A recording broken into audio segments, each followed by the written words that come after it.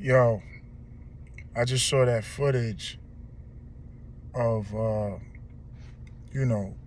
dude in East Flatbush gunning down the father and son over the noise. You know what I'm saying? Anybody who knows me personally, I have a story just like that. Prior to leaving New York, this actually had a little bit to do with why I left New York, believe it or not. I'm not a scary nigga or nothing like that, anybody who knows me. But, these gun rules, man, it changes the temperature of how you got to respond to situations. So, I was about, let's see, this was, 2004? I was 29. I was 28 years old, so that must be 2003. So, 03, on a Monday, let's say. Let's back up before the incident. So, in 03, I had a neighbor. I lived in Arlington, you know what I'm saying? I lived in 35 Highland Avenue on the 13th floor unit. It was a man below me, you know what I'm saying? And I never knew the guy's name. One day he came to my door knocking. He's like, yo, brother, can you keep the noise down in the apartment? It's a disruption. I told him, I'll do my best. I have young kids. I had a 2-year-old and a 3-year-old and about a 7-year-old. Matter of fact, about a 9-year-old in the apartment, my daughters. And I told them, I got small kids in here and I'm trying my best. I said, frankly, it's annoying to me too. And I'm trying my best to keep it down. So I'll try my best. But I told him, I gave him a precaution. I didn't threaten him at all. I said, but do me a favor. If you have a complaint again, if it's bothering you again, please don't knock on my door. I was very respectful to he was an older dude. I was 28. He might have been like 40. A little husky dude, whatever. So I asked him to call the authorities, like, don't knock on my door, because that's like, to me, I perceive that as kind of like a threat, and intimidation. I'm not intimidated, but I feel like if you knocking on somebody's door, that's not even a good look. Because check it out. Fast forward. I'm working at the barbershop now, at the ink spot. My girl calls me like, yo, boo, this nigga came knocking at the door again. So I'll jump on the mountain bike. I ride over there. I go to his house now, and I knock on his door. And I said, listen, Paul, I tried to approach you, as adults. I said, we're neighbors. I requested, respectfully, that you call security, the Arlington security, or you call the cops. That's acceptable too. I'd rather have the police come serve me a citation or some type of fine or penalty before I have this man continue knocking on my door, because now you confronted my lady, and that's, what I'm saying, that can go different ways. It's, to me, not respectful. You know what I'm saying? So I said, we could kill each other. You know what I'm saying? Like, basically I explained to him, like, it could get bloody. Like, we're neighbors, man. And the tree you're climbing right now is gonna go down a bad road. I fear that it's gonna get really bloody. And I said, being that we're neighbors, how's that gonna work? We gotta live here. We gotta live next to each other. He was kind of talking like a little tough with it. So I had to kind of let him know, like, only thing that's gonna happen is it's gonna get bloody for both of us. You know what I'm saying? And so then he offered me a Section 8 application. The weirdest thing. He was like, hey, young blood, I got these Section 8 applications, man. I'll give it to you for $100. You know what I'm saying? I said, listen, I'm not moving. That's not what I'm doing. I said, your options are call the police. I even gave him that. Like, yo, call the cops, my G, because this is getting ready to get real bad for both of us. Any way you cut it. And, my cousin Prince came down. He was up at the neighbor's house. He was dating this girl, Chanel, whatever. Neither here nor there. He came down. I'm like, yo, fam, I don't need you to be here right now because now you're putting fucking fuel to this fire. I'm trying to put the flames out. You know what I'm saying? I'm trying to de-escalate it to resolve the problem and not cause more problems. I gotta live here. When you live in a place, you got different rules there. If we were out in some club or something, you could handle it a different way. This is where I reside at. This is where I gotta, be safe at. You know what I mean? You at the elevator. Somebody could run up from the side staircase, run down on you. You could be out taking your kid to the bus stop. This motherfucker going to the store to get some Lucy's. He might see. You know what I mean? This is my residence. A nigga know where you live. You gotta handle it accordingly. You don't gotta back down. Don't mean be pussy or scared. It means understand who you're dealing with. Know your audience. If you get vibes, you know what I'm saying? You gotta move according to that. And a person knowing your address, that's a different sensitive thing. You know what I'm saying? That's the drop, really. That's the drop. And I had to drop the same way. It goes both ways in this instance. So to make the story shorter, that was the second time. So the third time, it's in the morning time. It's crazy because I hear this Brooklyn story and it was the banging. That shit it kind of gave me flashbacks. That's what's crazy. So I'm asleep. It's about 7 and 8 in the morning. I'm asleep. I hear banging. So my girl and this nigga's having banging wars on the floor. She's stomping her heels. He's banging whatever on his ceiling. They doing this banging game. I don't know what that's about. What kind of what grown up does that? So I'm just sleep. I'm like, yo, what the fuck are you doing? She's like, yo, the nigga's banging. Said, leave that shit alone. So she takes my daughter to the bus stop, right? So I believe. So I went back to sleep. So what my girl does, this is a different jewel I'm gonna give in this. Y'all women from the hood, in particular, because it's a hood mentality thing to me. We don't back down. I get it. You ain't no sucker and you don't be having it from nobody. My girl goes down to this nigga crib with my daughter, tells my daughter to hold the elevator while she bang on this nigga door and tell him off. Now, ladies, you cannot do that, especially when you got a man present. And even if there's no man present, you got to call the cops. I know when snitches get stitches. Listen, stop thinking you invincible. Because at the end of the day, all you're going to do is call the men in your family or your brother or your cousin and get them killed too, possibly. Or locked away. It goes both ways. So you over here, granted, Duke was out of pocket. He was, he's out of pocket, but still, that don't mean you invincible. So you go down here confronting this nigga, banging at this man's door. He could have snatched you in his apartment and had his way with you any way you cut it. And your daughter at the elevator witnessing this. That's just not intelligent to me. But that's another, that's a jewel I'm dropping. Y'all women gotta stop that shit. Like you gonna beat a nigga ass or you gonna confront this. Nah. Some niggas don't give a fuck. And granted, he didn't do none of that. So she got off the hook with that behavior style. You cannot be confronting men out here. I really say don't confront nobody at their place of residency. That's where he was out of pocket. So what, we gonna go back and forth? You confront her, we confront her. No, I'm not doing that. So I'm still asleep during all this. I find out those facts later. So now I'm asleep. I hear banging on my door. Boom, boom, boom, boom, boom, boom. I jump out my sleep and automatically my hood senses go off. I'm like, it's the police. I'm like, damn, they coming to get me, right? Only police bang like that. So then I realized, shit, I'm working in a barbershop now. I already cleared my probation. I'm good. Why am I scared to death for the cops? So I was like, you know what? Let me answer. Let me see who this is. I looked through the P-code. It's this nigga. So I got my boxers on and socks on. straight up, boxer shorts and socks. I got my 2-year-old and 3-year-old in the other room. You know, now they're awake.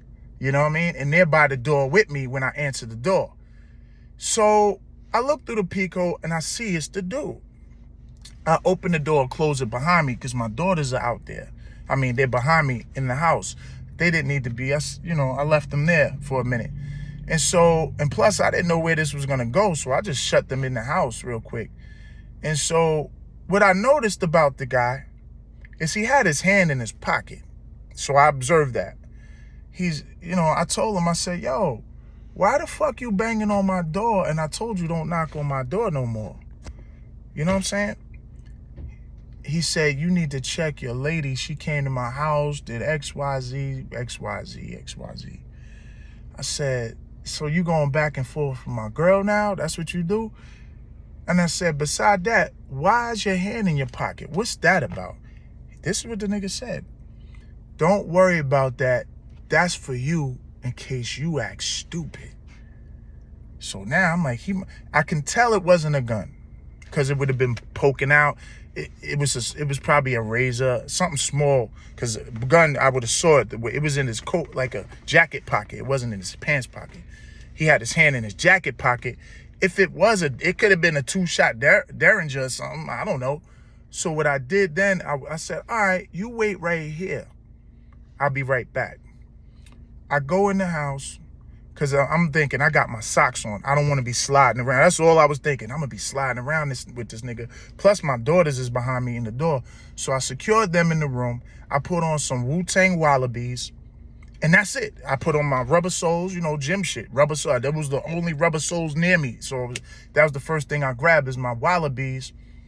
And I went back out there and, what did he say to me? He was like, yo, you need to check your wife, check your kids.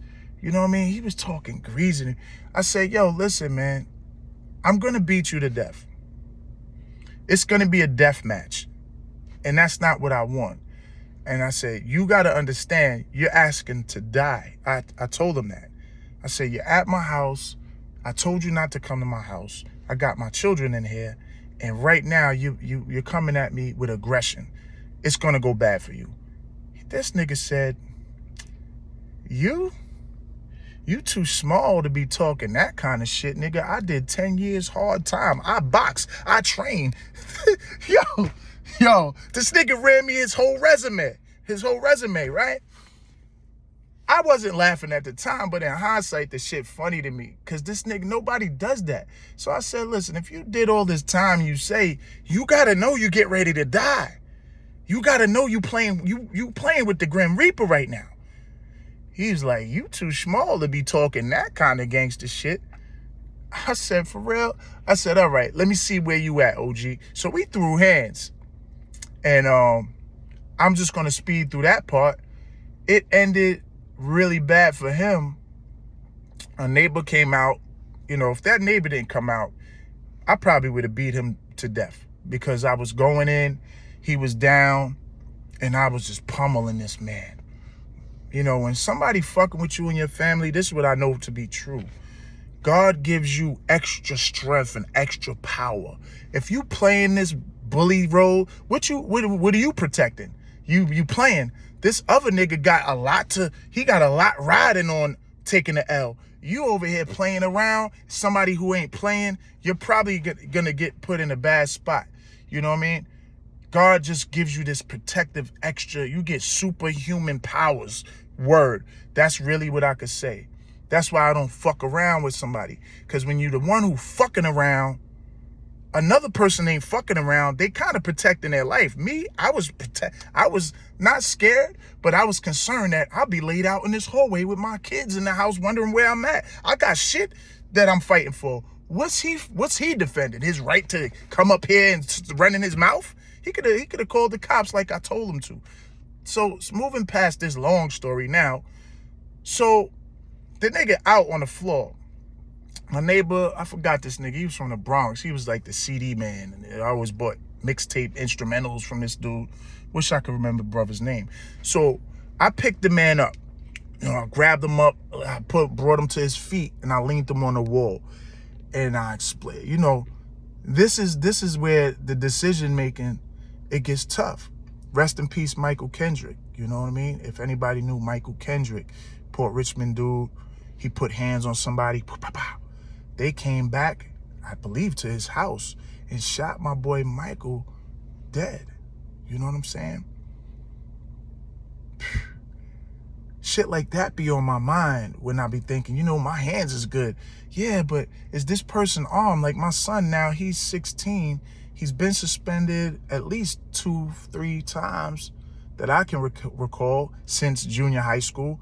Why? For fighting. My son is not a bully. He's just like me. He kind of leaves people alone. But when people press him, he's okay with just shooting the hands. And so, he's feeling confident, which I like that he's confident in his ability to protect himself and not to be taking no shit out here. But I had to tell him, everybody don't fight fair, son. Some people are going to retrieve weapons. They'll approach you with weapons. So you thinking, yeah, I'm nice with it. They'll just dump on you. You know what I'm saying? And it happens. Just about 3 weeks ago out here in North Carolina at the Wendy's, you got to imagine, niggas is working at Wendy's. How do you have a gun and you flipping burgers, right? Everybody's armed at this day and age. So 2 young black men in the Wendy's have a dispute. Who knows what it's over? This nigga pulls out in the Wendy's, behind the counter of the Wendy's, and kills this nigga, shoots him dead. So this is what I'm saying. This is where you got to move strategic out here. You got to teach your sons and your daughters too to move strategic. And when I say your daughters too, I have daughters and they all got firearms. So that don't mean, yeah, my daughters got firearms. No. That means they got, some women be like, yeah, fuck this nigga. This nigga think and they think this gun means I can push my weight around on people. Just like the nigga in this video in East Brooklyn and East Flatbush. Notice the body language on the neighbor who had the gun. Notice his body language. He was standing there waiting for the smoke. He knew he's a pussy to me. I hate these pussy niggas. He's a pussy. This is why. Because he was just sitting there waiting for anything to come. And I saw him on the camera grabbing his gun. He was just like, he was so cool and collected. Like, I got the gun. I don't care what threat comes at me. I'm going to stand here and press the issue because I got the gun. You know what I mean? It's kind of like being a coward to me. That's what the police do. These little cops, man, on a man-to-man, I know most of these cops, I'll fuck anybody a little halfway thorough, well, fuck these little beat-walking ass cops the fuck up. But they know they got the gun and the walkie-talkie, so they got extra comfort in their position. They're too comfortable to me. You real disrespectful, but you comfortable. You don't think I can back out on you. You don't think it could go against you or in a way that's unfavorable for you. You feel so protected that you're disrespectful. You got your hand on your gun when you approach my car. Like, officer, why are you approaching my car over a driving infraction? That's what it is, an infraction. I'm not a criminal because my fucking light was out or my tag or whatever the fuck you're pulling me over for. Why you got your hand on your gun? Those are visual clues that, might get a nigga worried. Then you're going to say shit like, yeah, why you nervous? Nigga, you got your hand on your gun and you upset. And most times they be talking to you really upset over nothing.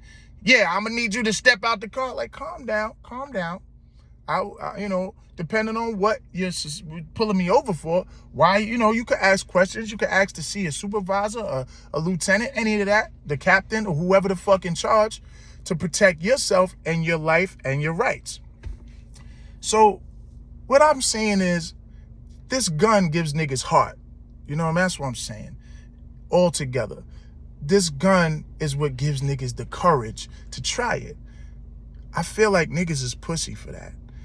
And I don't know where that lands at, who it applies to necessarily.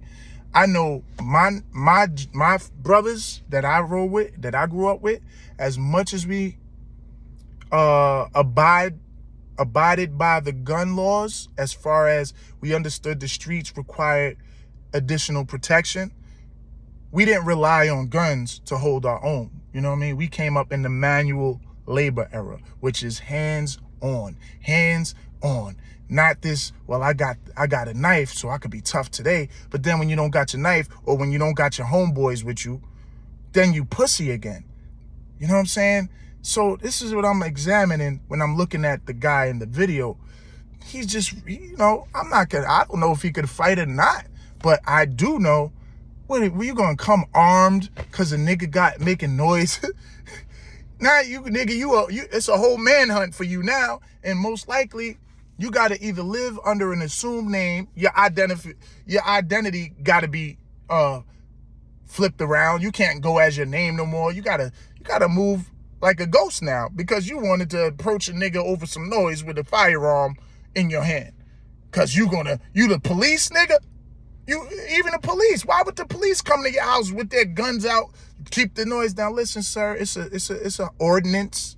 It's an infraction. We're gonna serve you a citation, a warning, maybe at first. If it persists, then we'll give you a fine. And after that, we'll talk to the head of the fucking tenant or the manager of the public housing property about maybe getting you evicted if the noise continues. You are not to go up to nobody's crib banging, kicking doors with guns in your hand, man. So whatever happened to the brother, let it happen. You know what I'm saying? I hate pussy niggas. I really do. You know what I'm saying? It's like, nigga, people gotta die. Like, they just killed my little man Silas on the city bus up in Staten Island. Niggas stabbed him. For what? Silas was a good dude. He was a good kid, man. I just saw Silas. He liked to play basketball. You know what I'm saying? He was one of those 13-year-old kids that was just not in the way of none of that shit. There's some kids at 13, these niggas is about that life. Silas was not like that. So he did not deserve that. You know what I'm saying? By no stretch of the imagination did he deserve that. And that's going on every day with us, man. So what I'm saying with the situation, when I saw that video, it gave me kind of PTSD. Like, it was traumatic, honestly, watching it. Like, that's why I move how I move. Because I understood that could be the bottom line. That could be what potentially happens in these situations. I already had foresight to know that, and I keep that with me. I don't never think like I got the drop. Yeah, nigga, I'm from West Brain. No, I be like watching hands in pockets. What's this nigga doing? What's his body language doing? What's his temperament doing? What's his eyes doing? What kind of vibes? I'm pinging all that like the Terminator. Like, bing, bing, bing, bing, bing, bing, bing. How close am I in proximity? Can I grab this nigga? Can I, you know what I'm saying? Is he armed? Do I got the street? All these factor in to how is it at work, at work, you know what I'm saying? Well, they were just in Wendy's getting shot and killed. So even in that scenario, you can't feel totally safe. Like, I'll just box a nigga out. Them days is gone. Niggas ain't boxing no more. That hurts my heart that, damn, all this training I got is really for nothing because a little pussy nigga could just end my life because he just got Napoleon complexes or, his girl mad at him today. I don't know what these niggas anger be. You know what I'm saying? Niggas has got too much lead exposure sometimes. Volatile behaviors is lead exposure. So whatever to that, that's another story. But after the end of that, I grabbed this man and I put him to his feet. And I understand the rules. I'm supposed to kill this man. Why am I supposed to kill this neighbor that I just pummeled? I pummeled him. Man, I had rage that day. I never had rage in my life. I never blacked out. When niggas say, yo, I blacked out, son, I was blacking. I always wondered what that was until I blacked out. It was like an out-of-body experience, and I had no more control. I had no more self-control. I don't know what I was trying to do. I don't know what I was trying to accomplish. Was I trying to make his head oatmeal? Was I trying to beat his head like a rotten apple and cave his shit? Why would I just kept pummeling this man. Motherfucker, back out. And the more I fed that, the more I grew raged and I enjoyed it. It was like a weird sense of joy. Like, yeah, I'm gonna knock your head. I'm gonna turn your shit into applesauce. I don't know what that was. And so I did that. I pick him up, I lean him on the wall, and I told him, I said, look, he was half dead, but he was conscious. Amazingly, he was conscious at this point. I said, yo, I told you it's to the death, right? And this is where I fucked up, kinda, in a sense. The only reason I think I got away with it is because he was an older dude. He was, a little older than me, old school kind of cat. I said, yo, I told you it's a death match. Do I have to end your life, or can this be over right now? This nigga said, yo, he was halfway to his maker on the rail. And he still said, yo, the noise, just the noise. Son is still worried about the noise. He said, remember that Section 8 application I was going to give you for $100? He said, I'll give it to you for free now. I said, listen, I wasn't laughing. This is funny now. I said, listen, man, I don't want no problems with you. You came up to my home, to my residence, back to back. You're confronting my woman. I said, your only options is to move or call the police. You know what I'm saying? And I just threw that nigga to the floor and would let him, get himself together, and moved about back into the house to see what's up with the kids. You know what I'm saying? And they was good. They don't know what happened. I called my girl like, yo, because he told me she came banging on his door. That's why he came up. So I was like, yo, why did you go down there? And that's what I was talking about earlier. Like, y'all can't be confronting niggas or being a certain way on the streets with other men. And she didn't get me. She didn't honestly get me like, yo, boo, go handle that. But sometimes y'all could be out of pocket, and it's gonna be men that's gonna have to bring the justice to that man. You know what I'm saying? And what that looks like sometimes, rest in peace, Shalik.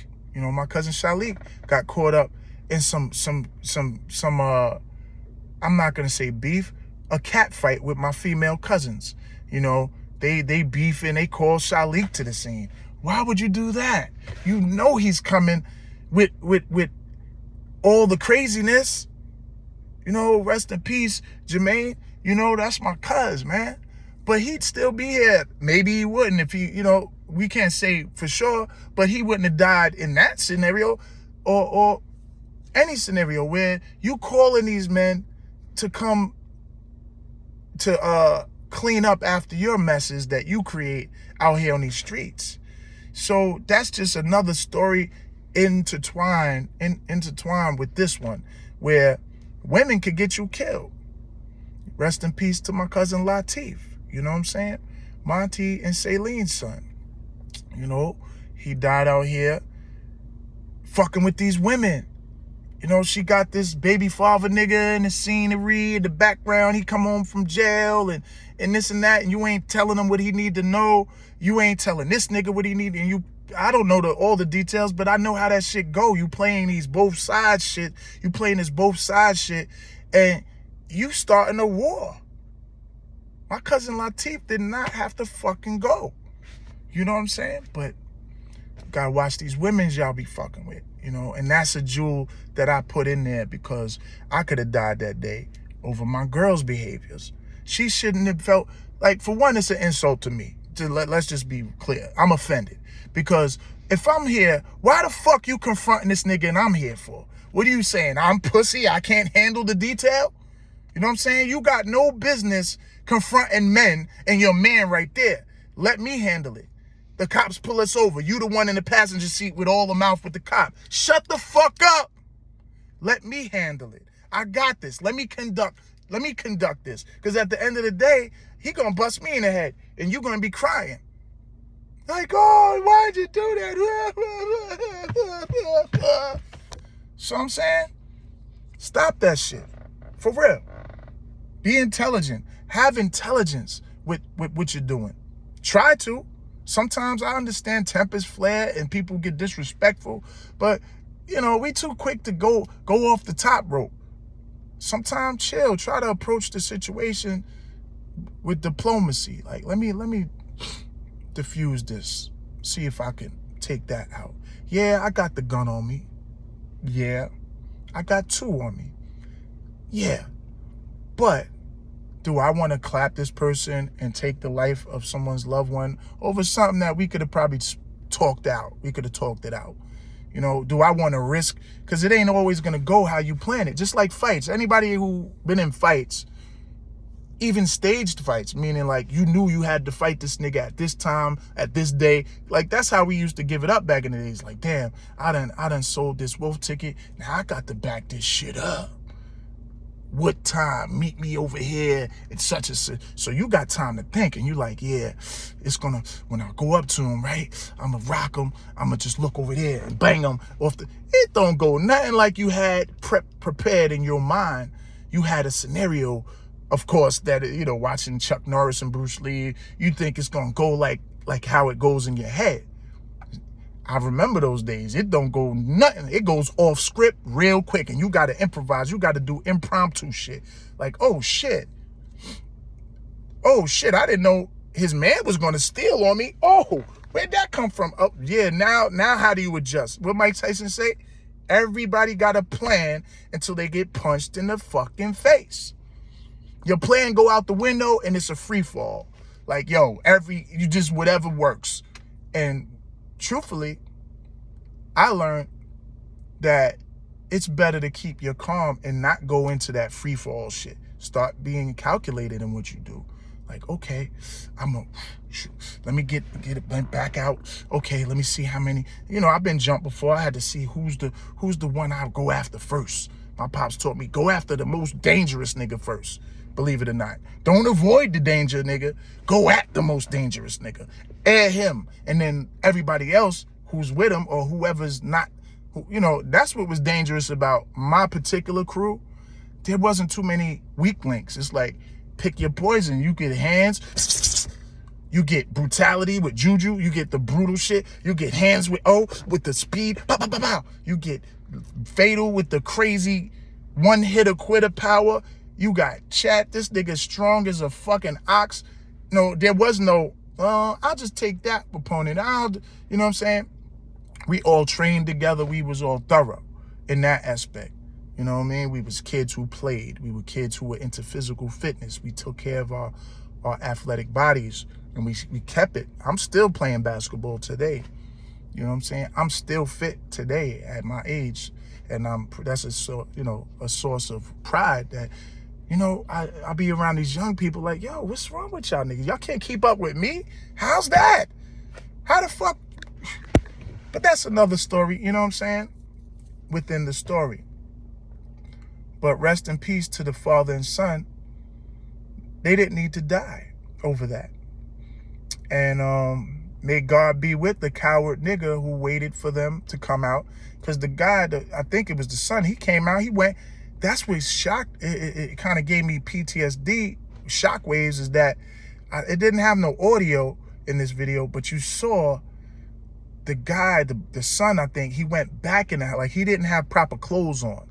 He had some like underwears on, he didn't have clothes on. And he went back to get clothes on to dress this nigga. Like, all right, nigga, what's up? What's up? He thought it was going to be that.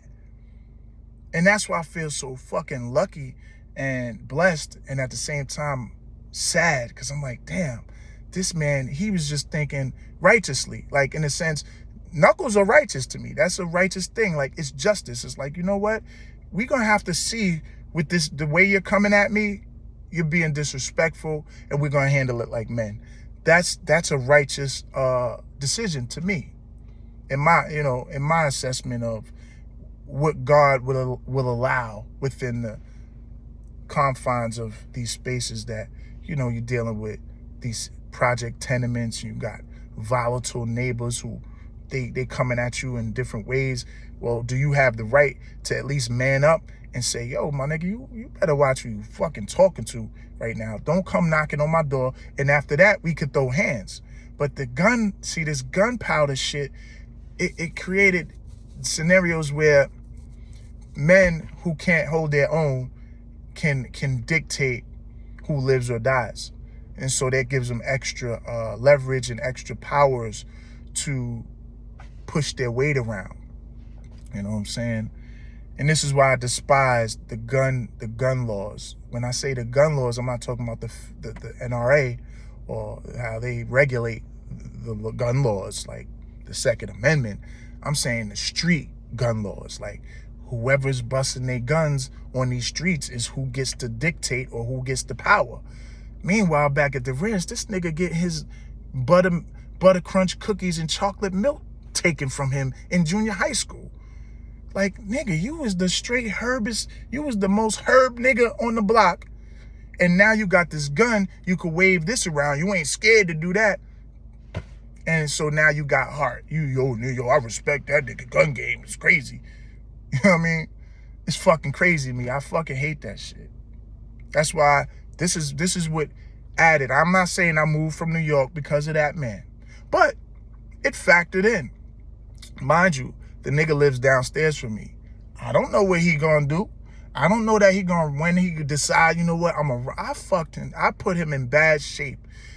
I didn't know what to think of that. What's gonna come of that? I'm at the elevator waiting. He come out the side fucking door. I'm wherever I'm at, walking around. I gotta watch everywhere I go. Like, yeah, is this nigga gonna retaliate? You gotta think about that, man. Is niggas gonna retaliate? And I think, I don't think he was going to retaliate, because I just think he just ate that. He just took that like a man. And that's a credit to him. You know what I'm saying? That I believe he kind of did some introspection, some self-evaluation, and understood I did ask for that. And I got bested, and I got to hold that. I went barking up this tree, and that tree fell on you. Lesson learned. Maybe I saved his life. Maybe because another nigga, I know 25 niggas right now who in that situation, 100 times out of 100 times, they're shooting you. Straight up. So, go figure with that, man. I'm just telling y'all this because it's real. It applies. And, these are like the stories in the Bible. I don't look at the Bible like the biblical times. I look at it as stories that motherfuckers went through back then. We got stories right now that we could all tell our testimony, and it applies to life. And another person can say, oh, man, my parents were addicted to drugs too. Like Mary J. Blige had a special. She said, yo, and it brought tears to my eyes. She said, us New York kids in them 80s had to take care of ourselves. I was like, damn, I didn't know Mary went through that. Project life, them 80s. If you had parents that was solid, you was blessed. If they stayed away from drugs and stayed keeping the household in order, you were blessed.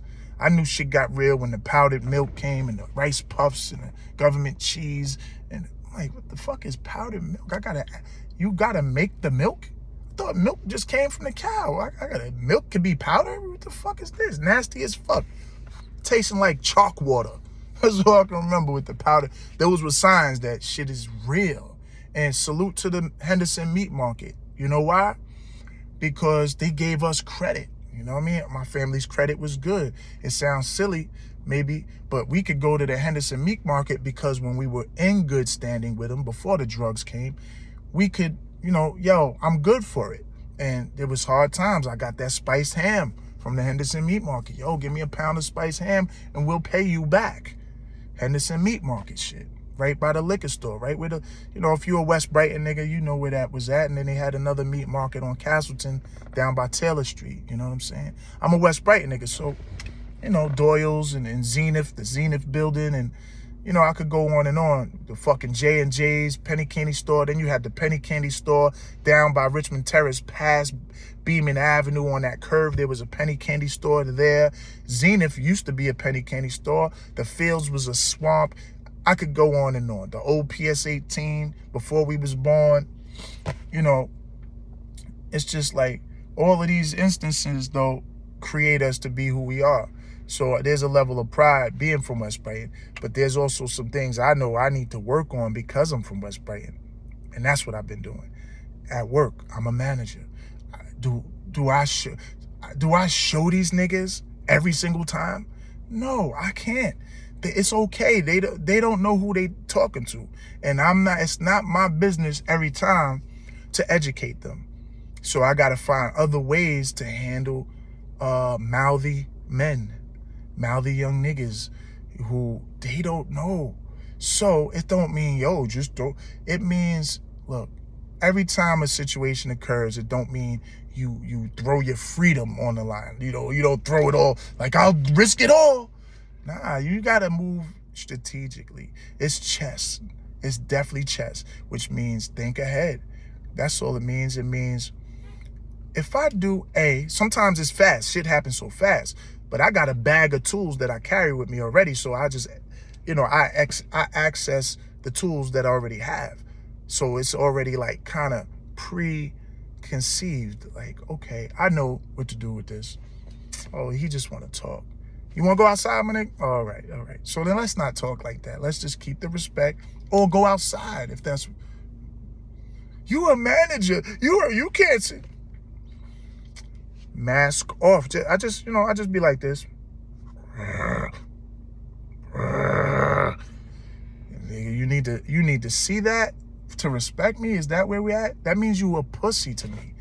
Because it means you'll be disrespectful until a nigga show you his teeth. Like, yeah, nigga, I bite. Yeah. I just like peace. I'm just a peaceable person. I love my freedom. I love the trees and the autumn leaves and shit. I'm not trying to go to prison and be sitting in jail because I had to show a nigga. I gotta show a nigga. You know what I'm saying? Rest in peace to all the fallen. And I'm gonna leave it on that note. WB shit. Peace.